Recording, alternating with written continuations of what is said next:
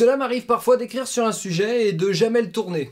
Faute d'envie souvent. Ouais, et parfois tu tournes des trucs que t'aurais jamais dû écrire. Comme par exemple sur la polémique qu'avaient suscité les elfes à peau noire dans Les Anneaux de Pouvoir. Mais dans ce cas précis, ça m'est revenu en tête récemment parce que je viens de me mater la série préquelle de The Witcher, L'Héritage du Sang. Et je me suis dit que bizarrement, le fait qu'il y ait des elfes noirs dedans, ça m'a ni choqué ni même interpellé. Contrairement à dans le préquel du Seigneur des Anneaux. Et pourtant cette série est encore plus nulle. Imagine être contrarié par des elfes dans une série où les arbres parlent et où les sorciers chevauchent des aigles. Faudrait peut-être être un peu cohérent. Ah bah justement, c'est ça qui m'a dérangé. La cohérence. Ou plutôt son absence. Parce que c'est pas parce qu'on est dans une œuvre de fiction, dans un monde imaginaire, qu'il n'y a pas de règles. Hein. Règles qui devraient être là justement pour offrir une cohérence au spectateur. La première règle, ça aurait peut-être été de pas trahir l'œuvre d'origine. Cohérence nécessaire pour apprécier à sa juste valeur l'imaginaire.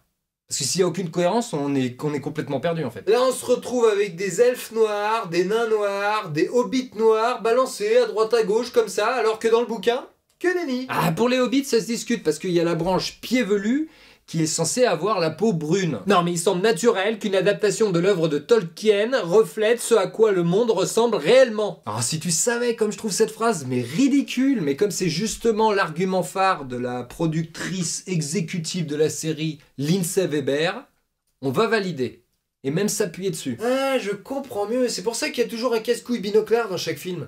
Pour refléter le réel. Dans le préquel de The Witcher, les elfes vivent sur toute leur planète, et ce depuis des millénaires, et il semble logique qu'ils soient soumis à des environnements, à des climats, à des ensoleillements différents, comme l'homme sur notre planète. Je suis sûr ils vont nous foutre du réchauffement climatique dans toutes les fictions, histoire de refléter ce à quoi ressemble réellement le monde. Les elfes ont des enfants et restent attachés à un territoire pendant des générations, mais il y en a aussi d'autres qui voyagent, ce qui peut donc expliquer très facilement une grande variation des couleurs de peau via l'ancrage dans un cadre de vie pendant des millénaires et via le métissage. En tout cas, c'est logique et cohérent si on s'attache à notre réel. Ah là, je suis entièrement d'accord, même si, qu'on se l'avoue, ça manquait un petit peu d'elfes aborigènes d'Australie. Par contre, dans la mythologie de Tolkien, celle du Seigneur des Anneaux, les elfes ont la peau pâle pour plein de raisons cohérentes. Hein. Ils ont été créés avant même le soleil, ils ne s'y exposent pas facilement, ils sont tous originaires du même endroit et on voit même que dans la série, les premiers elfes sont tous blancs de peau. Ils vivent tellement vieux et font si peu d'enfants que l'évolution ne les concerne quasiment pas.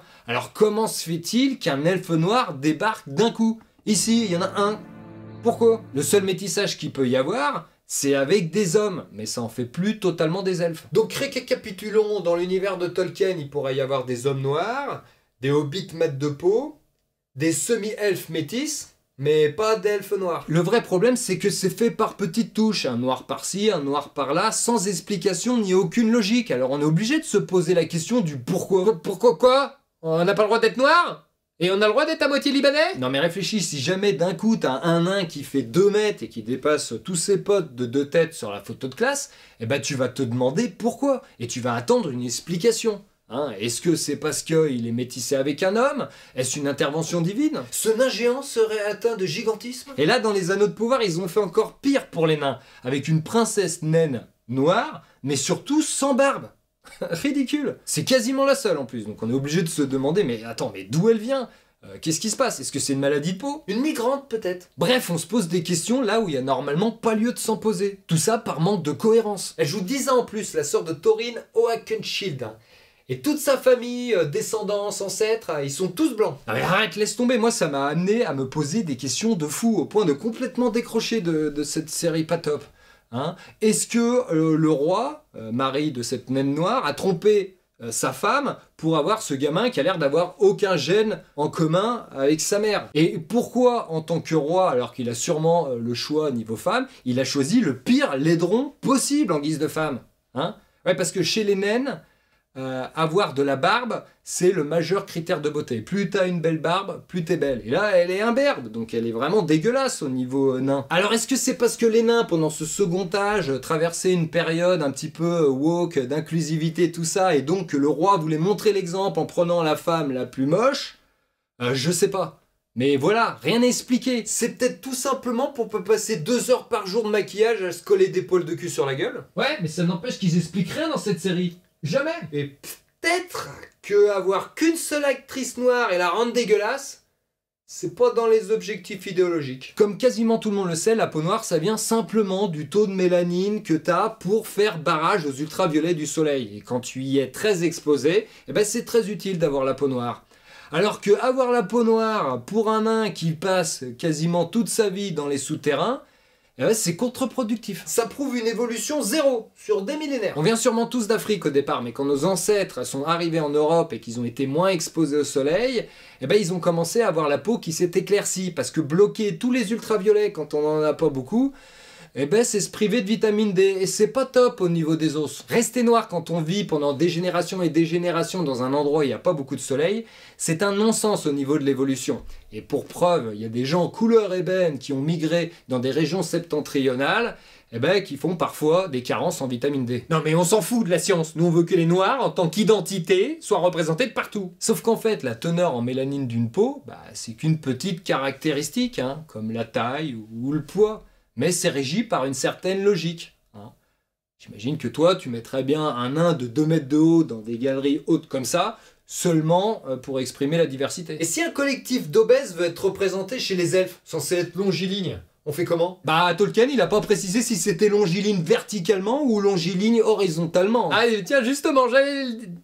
Tu te fous de ma gueule. Quand c'est logique, réfléchi, ça devient de l'ordre du détail qui n'a pas d'importance. La couleur de peau est un petit caractéristique parmi tant d'autres, comme dans The Witcher. Mais quand ça va à l'encontre de l'histoire et de toute cohérence, on remarque plus que ça. On a l'impression d'avoir raté une explication. Oui, mais et les quotas de personnes racisées dans les films, ça a quand même son importance. Fallait en mettre beaucoup plus parmi les hommes. Ou chez les orques. Tolkien, il a mis tellement de place pour la diversité dans ses œuvres, qu'il fallait juste pas le faire n'importe comment. Raté. Les hobbits, par exemple. Ouais, les pieds velus. Ils auraient pu être tous foncés de peau. Et ça correspondait aux écrits de Tolkien.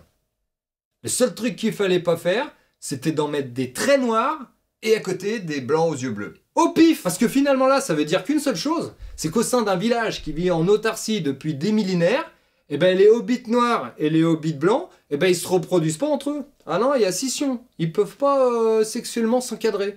Ouais. Parce que sinon, le métissage, il aurait mis un terme à tout ça, il aurait tout unifié depuis belle lurette. Ou encore l'illustration d'un échec du multiculturalisme, là où il n'y en avait même pas. Et pourquoi les noirs devraient s'en cantonner à certaines races? Et si le public racisé veut s'identifier à un elfe ou à un nain? Toi, tu t'identifies qu'à ceux qui te ressemblent parfaitement. Ah ouais, tu t'identifies qu'au binoclard casse-couille et ennuyant. En gros, t'as que Harry Potter. Non, parce que mon fils, il s'identifie à Spider-Man, que ce soit Peter Parker ou Miles Morales. Vu le nombre de sosies rondouillards de Legolas dans les conventions américaines, je pense que tout le monde peut le faire. Ils sont peut-être déguisés en sa parodie. L'elfe dégueulasse. Ah ouais, celui parti à la recherche de l'anneau gastrique. Ouais, mais dans une parodie on peut. Si. Mais sinon, en règle générale, la déformation d'un monde imaginaire ne doit pas pallier au manque d'imagination de quelques idiots. Je suis désolé là, mais pas vouloir d'elfe noir, c'est être raciste. Autant que ne pas vouloir d'elfe obèse, c'est grossophobe. Et pas vouloir donner un berbe, c'est duvet de collégienophobe. L'antiracisme s'est battu des décennies pour nous prouver qu'il n'y avait pas de race, qu'on était tous égaux et humains. Mais là, maintenant que c'est acté, par la plus grande majorité, le combat s'est inversé. Il faut faire valoir la différence. Valoir, c'est sens propre et sens figuré. Et peut-être que quand on est belliqueux, peu importe la cause tant qu'on a à combattre. Alors comme la bataille semble dérisoire si les différences sont minimes, on les accentue.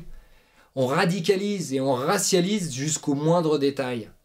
Et finalement, on fait naître des races. Là où il n'y en a pas. C'est peut-être ça le racisme d'aujourd'hui. T'es raciste selon tes critères d'avant, la honte. Non. Bon, je terminerai par une petite interrogation que je me pose, c'est que ça se trouve, ceux qui mettent en œuvre ces incohérences, ils sont juste complètement cons. C'est possible. Mais ça se trouve aussi, ils ont un but. Un but qui, lui aussi, est complètement con. Ça serait de nous amener à croire que la couleur de peau n'a aucun lien avec la génétique. En fait, on pourrait avoir eu des ancêtres blancs depuis des générations et pourtant naître noirs. Et puis malgré le fait, en étant noir, de se marier avec une femme noire et d'avoir des enfants avec elle, qu'ils soient blancs au final. Voilà, aucun lien, fils unique. Alors en tout cas, c'est le cas dans cette série. Ce qui la détache un petit peu du réel, Lindsay Weber. Honnêtement, aujourd'hui, la couleur de peau pour la grande majorité des gens n'a aucune importance, donc ça serait peut-être bien de faire en sorte que ça continue à être le cas. Bon, j'espère ne pas avoir dit trop de conneries en exprimant mon ressenti. En tout cas, comme d'habitude, merci à tous ceux qui regardent jusqu'au bout, qui aiment, qui partagent et qui typent. À très vite.